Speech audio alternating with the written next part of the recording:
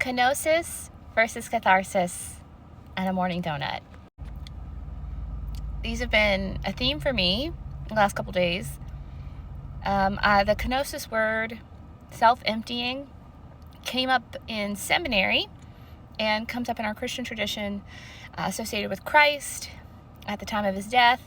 And we can think of that as a loss of the ego, loss of the self.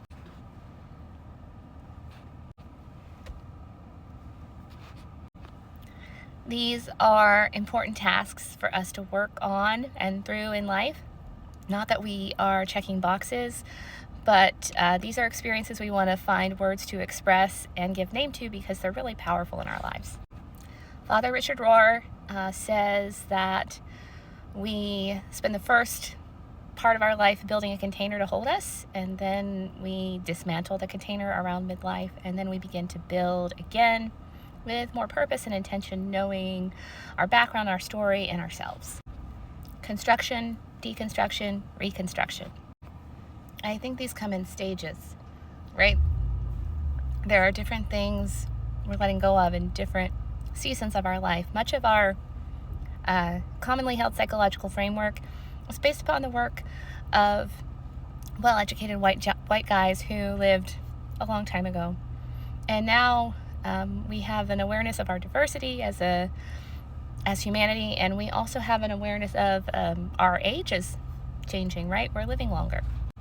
So the tasks of our 20s will be different than the tasks of our 40s, different than the tasks we find in our 60s, and so on. What does this mean practically? There's a song from the band 38 Special, and the refrain is, "Hold on loosely, but don't let go. If you cling too tightly, it's going to start to show." And with kenosis, I think we have to, or I would invite us to consider a fluidity of the self. That who we are, the roles we fill, and how we show up in those roles changes over time. There's a TV preacher named Joyce Meyer, and she's been married to the same man for a very long time. And she sort of quips that her husband's actually been married to very many different women as she's gone through different stages of healing in her own life. So with kenosis, with self-emptying, it's a letting go. And with catharsis, it's a bringing up. It's an awareness that when we move house, some things go with us, some things get sold, some things get tossed, and some things get given away. And that's similar to when we have those self-emptying experiences, that there is an emotional expression to that loss. Any kind of grief is associated with change, or rather any kind of change is associated with grief.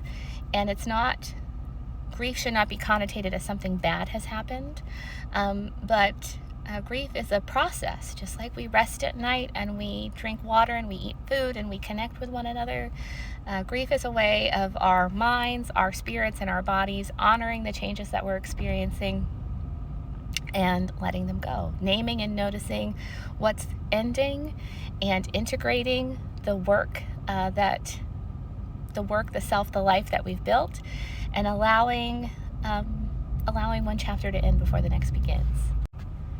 So if you feel that desire to, as 38 Special said, cling too tightly, just start by noticing it. There's a great DBT practice called Half Smile Willing Hands, and it's just a mindfulness practice of sitting with palms open, facing up, and gently smiling and breathing deeply in the moment.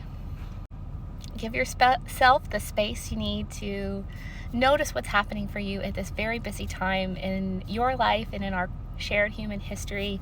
And remember, my friend, you got this.